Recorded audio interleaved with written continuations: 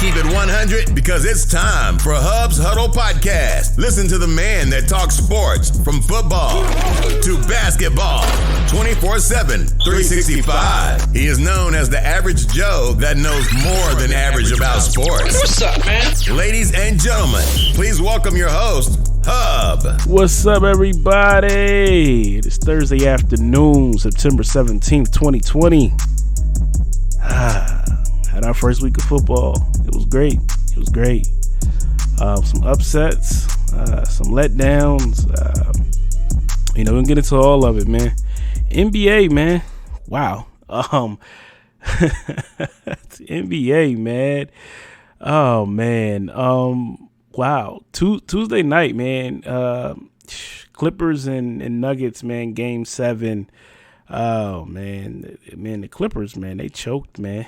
They choked big time, man. And they, you know what, like I was saying on Tuesday night, like before the game was over, it was like when you knew it was just over. I think the Nuggets was up by like 20. And I was like, man, the Clippers robbed us of the Battle of LA this year. This was going to be, the battle of who's the best team in LA. LeBron versus Kawhi. That was the matchup that everybody was looking forward to ever since Kawhi went to the Clippers after leaving Toronto last year. That was like, look, let's just get through the season, get us to the playoffs, get us to the Western Conference Finals, because we want to see the Clippers against the Lakers, and it was during the off season. It was like, it seemed like every player that the Lakers was looking at, the Clippers ended up grabbing them up. You know what I mean? Like, it was just like, wow, like it'd be like rumors, like the Clippers are looking at this person. The Lakers looking at this person. Then it was like 2 minutes later or a day later, the Clippers then grabbed them. It's crazy, man. But they choked, man. And, the Nuggets, man, you got to give them guys respect. You got to give them credit. They had 2 back-to-back Game 7s. These dudes are playing with house money. They playing like, basically they're playing like they don't care. Like, like they're here, and they're just there just to play basketball. And I was telling people, I'm like, even though everybody, the Lakers are like the heavy favorites, man, but they can't afford to overlook Denver. I think the Clippers overlooked Denver to a point, and that's how they got caught up. Then they claimed they were tired. Like, that's just a cop out, because the team that should be tired should be the Nuggets for playing 2 back-to-back Game 7s. The Clippers, the Denver Nuggets are a very dangerous team, man. Murray and Jokic, them dudes is bad, man. They some bad boys over there, man. Then they got, a group of guys, that just want to play basketball. So I'm looking forward to that. The game 1 tomorrow night, with Western Conference Finals, Lakers and Nuggets. That's tomorrow night at 9:00, I believe, Eastern time, on TNT. Then we got the the Eastern Conference Finals with Miami and Boston. They had their game 1 on Tuesday. On Tuesday, Miami took that game 1 and into overtime. Great block by Bam Adebayo on Jason Tatum. The closing seconds of the game. Just things, man. Miami, man. Look, them boys can shoot. With Duncan. With Hero. With Jay Crowder, Jimmy Butler's the muscle man, man, that dude get buckets no matter what. So, that's what we call him Jimmy Buckets for no reason. That is a good, tough squad over there. Boston, on the other hand, they have the pieces to do it, but you need guys like Kemba Walker to show up and to contribute and be productive for this team. It seems like, he's forcing a lot of shots. Some of him, like, maybe he should just focus on being a facilitator instead of, trying to jack up shots. And the one thing about Boston, like I like Boston, but like I said, I keep it, 100. Like, but like they need to stop, basically like forcing all these threes, man. It's like, wow, man, dude. And then on the defensive end, it's like, every time, it's been like this for the past, like ever since like the playoffs started, even back to the Philly series, it was like every time somebody would like drive in, they feel like they got to double them up as they get in, and then Miami's kicking it out to these wide open guys, your Duncan, your Hero, your Crowder. These dudes open for three. Jimmy Butler open for three. Like just stay on your man. I mean, if you get beat, you get beat, man. At this point, you have to be more disciplined on defense and stop with trying to trap as soon as they start going straight to the basket, because as soon as that defense shift, they kicking the ball out. They're not even looking to score. They know what you're doing. I'm looking forward to this game 2 tonight. I think Boston do bounce back and get the W. I think this series is going to go to at least 6 games. I am picking Boston, but Miami's a very tough team, and I would not be surprised if Miami ends up pulling out this series. It just seems like this is the kind of way everything is going. Even with basketball in the bubble, like nobody didn't predict it to be Lakers and Nuggets in the Western Conference Finals and Celtics Heat in the East. Like everybody predicted the Lakers to go, and possibly make the finals, or them or the Clippers. But what the East got right now, everybody was thinking, Milwaukee will go or Toronto will go and defend the crown in the finals. But it just didn't shake out that way. But tonight we got Celtics Heat, as long as we get into now with the NFL. Week 2 with the Cincinnati Bengals and the Cleveland Browns. I believe they're playing in Cleveland tonight. I don't think they have any fans either, so that's another empty stadium as well. But let's talk a little bit about that, man, because last week, man, just a recap of week 1, it was a couple upsets, man. Like Arizona beating San Fran. Man, Kyler Murray. Boy, Kyler Murray, man. This dude is a stud complete. I thought 49ers were going to win, but they didn't. Kyler Murray, DeAndre Hopkins had a game. DeAndre Hopkins had 14 receptions, 154, had 151 yards, man. Come on, man. He had on 16 targets, he had 14. Texans, you really missing that, man. Deshaun Watson, I will be mad right now because that's what you was missing last Thursday when you guys played the Chiefs in the season opener. Kyler Murray, 230 yards, 1 touchdown, 1 interception. He had a pretty good game. He also rushed for 91 yards on 13 carries and a touchdown. Like, this dude right here was balling all out on San Fran. San Fran's going to get it together, man. I think they do bounce back. I believe they got the Jets this week, but they're going to have to bounce back. But Arizona was a bright spot out of the weekend. Looking at other teams that disappointed, Philadelphia is another one. They had lost to the Redskins. The Redskins front seven, man, is scary, man, and that's going to be, something to look out for in that NFC East, the division out there. But Philly, I know they got banged up line and missing some players, and I get where the fans are coming from, like their fan base. They make the whole bunch of excuses, but at the end of the day, man, it does fall on your quarterback. And it's certain things that he needs to do that he hasn't done in year number 5. Like, he still doesn't throw the ball away. He's still looking to make that real big play. Like, I call him all guts, no glory. You know what I mean? Because, he always looking to make that big splash instead of just saying, you know what, I'm going to live to see another down instead of taking the sack and losing yards, or, throwing an interception, something like that. Like turning the ball over, getting sacked, losing yards, that kind of stuff. He has to limit. He has to, know how to throw the ball away. And it's getting to a point now, I think, like even the head coach is getting a little tired of it, because he was already mentioning a little bit of stuff about him like last year. But this year, right off the back, he comes out with it and is like, like he has to be better with the ball, like you do. Like, maybe they need to start implementing things in that offense where you get a check down, or you have a running back over there is like your check down. Just run a quick flat. Like, come on, like, just dump it off, or just throw the ball away. You know, you don't have to take them sacks, man. I think he got sacked like eight times on Sunday. That he's not going to hold up like that if he gets hit like that all year. And now they got, the Rams coming into town. Like, Aaron Donald, man, that brother is a game wrecker. So, it's going to be on, and you're going to need your receivers because you got Ramsey over that's going to lock down one of them.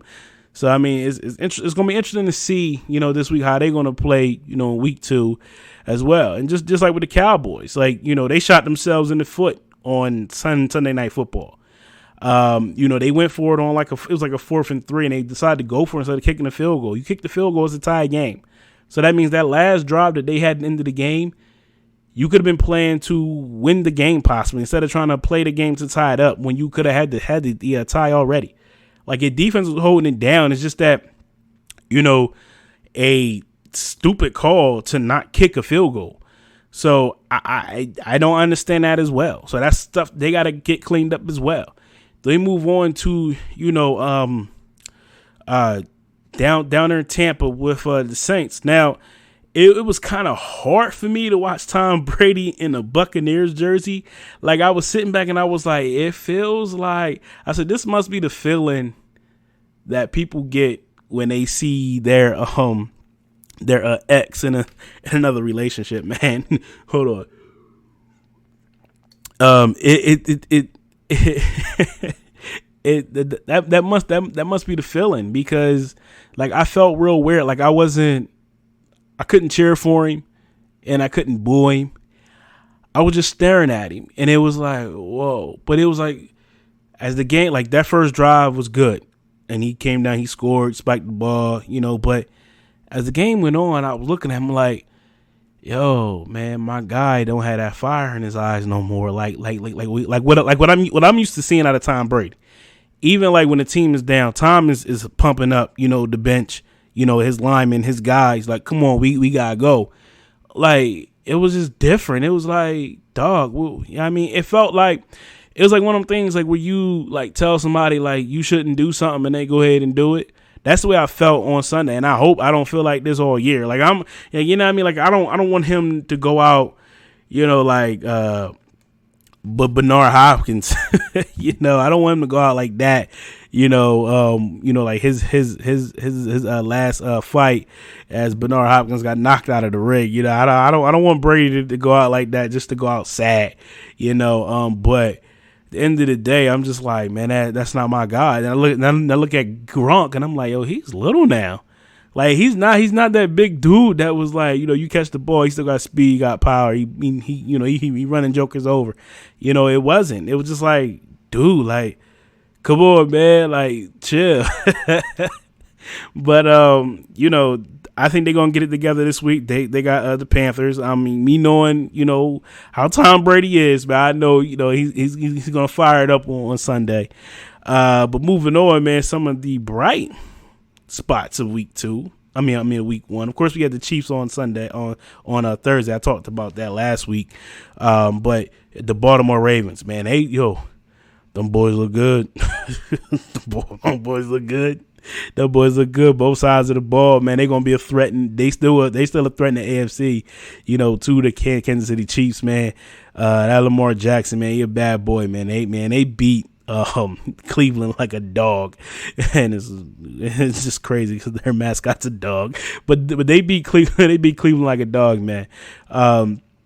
They blew them out. They beat them by like 30, I think, like 32 points or something like that. Killed my parlay. I had a super teaser where where the Browns couldn't lose by no more than 17.5 points, and I was like, all right, well, I don't think they're gonna lose by 17.5 points. I'm gonna take the Browns. Nope, they got spanked by 32 points, man. But that was another bright spot of the weekend. Just looking at the Ravens, they look pretty good. Also, like New England looked good too, man.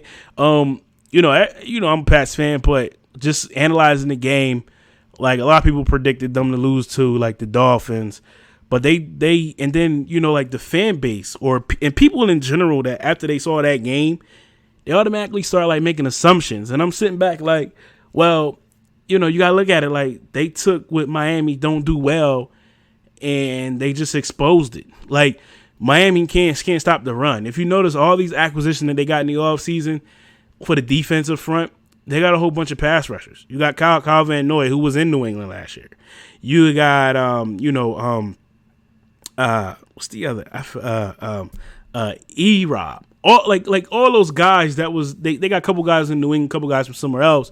But when I look at it, I'm like, I remember Kyle Van Noy last year. He couldn't stop a run for nothing. You know, like he was a good pass rusher. He could put pressure on the quarterback. But when you ran the ball, it was like those offenses was picking up like 4, 5, 6 yards a carry. Like when they played, Cleveland last year, Nick Chubb had himself a game, and unfortunately he had that one fumble where it was huge, but he had himself a game, but just looking at it, they had took what Miami do and they used it against them. Like, they went ahead and ran the ball. We had 4 or 5 guys touching the ball, getting positive yards. They had 217 yards on the ground. Now, do I think it's going to be the same recipe for Sunday against Seattle? No. I'm hoping that we get to see the passing game. We'd like to see that so I can make a full assessment on what the Patriots are going to be. We know they can run the ball, but you're not going to be able to run the ball on everybody. So you're going to pick and choose, like your poison each week. And that's kind of like what the Patriots always been. So for everybody to be, like, oh, Cam can't just run the ball this many times and this and that. But when he ran the ball, he ran smart. It was only like 1 or 2 plays where he went for extra yards. Like when they was down getting towards the goal line, he, carried the pile a little bit.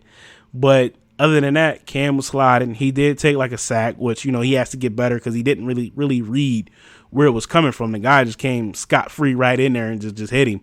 But looking at them, I'm looking forward to Sunday to see how, they're going to perform again. And it's going to be a tougher matchup against, Seattle, who, put a beating on Atlanta. That was another bright spot of the weekend as well. Russell Wilson and company, them boys, man, they're going to be good. They're good every year. So they're always a contender. The Packers as well was a surpriser. I thought that the Vikings was going to win, but the Packers picked up the W. Looking good over there, Aaron Rodgers and company. But, I'm looking forward to week 2.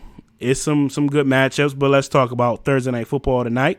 We'll get into the rest of the matchups on over the weekend when I come back and talk to you guys. So let's talk about tonight, man. Browns and Bengals. The Browns are at home against the Bengals. Joe Burrow, man, he was okay last week, rookie. He had 193 yards passing. He did throw a pick. But I think, as the season go on, you got to look at it. He had no preseason. So as the season go on, he's going to get better. Baker Mayfield, on the other hand, he played like he was a rookie. But they did play against Baltimore. Baker Mayfield had 189 yards passing, 1 touchdown, 1 interception. The work came from their running backs, though. They combined Kareem Hunt and Nick Chubb combined for 23 carries and 132 yards.